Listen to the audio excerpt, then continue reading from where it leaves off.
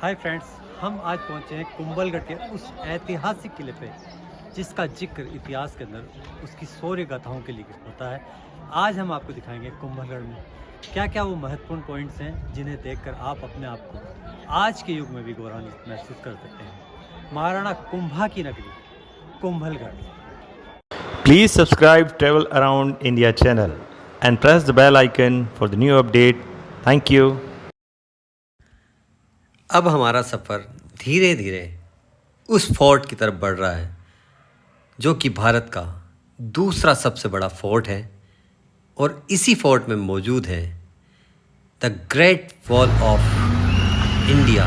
जी हाँ, भारत की सबसे लंबी दीवार वाला कुंभलगढ़ फोर्ट हमारे सामने है। और सबसे महत्वपूर्ण बात यह है कि बहुत पास आने के बाद भी आपकी आंखों के सामने कुंभलगढ़ फोर्ट होता है। सामरिक दृष्टि से यह अति महत्वपूर्ण है। अब एक और दरवाजे से हम प्रवेश कर रहे हैं कुंभलगढ़ के रामपोल की ओर।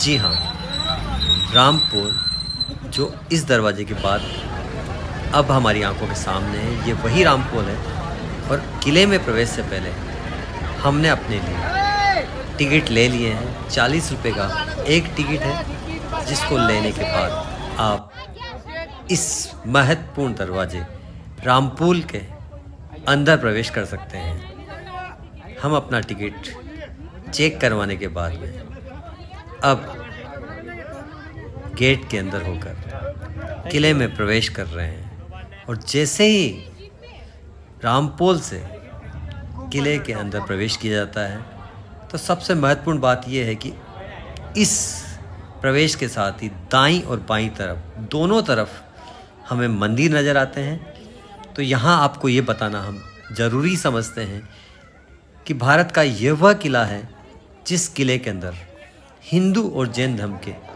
लगभग 360 मंदिर हैं।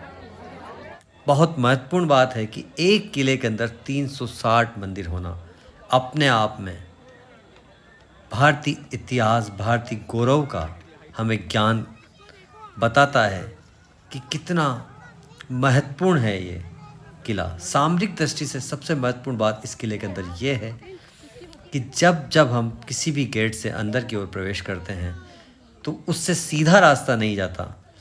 या तो हमें दाईं ओर टर्न करना पड़ता है या फिर हमें बाईं ओर टर्न करना पड़ता है।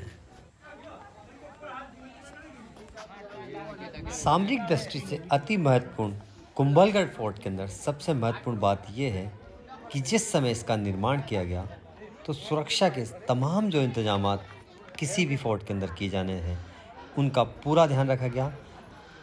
इस किले के जितने भी महत्वपूर्ण गेट हैं उन सब गेट पर आप इस तरह के जो है सुरक्षा चक्र देख सकते हैं कि किस तरह कुछ गेट पर जो है नुकेले जो है वो हथियार लगाए गए थे कि जिससे कभी भी हाथी उन पर चोट पहुंचाए तो वो सीधा चोट नहीं पहुंचाए, हाथी खुद चोटिल हो जाए। घुमावदार रास्तों से होकर हम किले की ओर बढ़ रहे हैं। और अब जिस वास्तुकला के लिए कुंभलगढ़ का ये फोर्ट पहचाना जाता है वो हमें नज़र आने लगा है। बताया जाता है कि वास्तुकार मंडन ने तमाम जो सामरिक महत्वपूर्ण बातें थी, महत्वपूर्ण जिन विषयों को, जिन सब्जेक्ट्स को ध्यान में रखकर इस किले का निर्माण किया जाना था उनको पूरी तरह ध्यान में रखकर इस किले का निर्माण किया।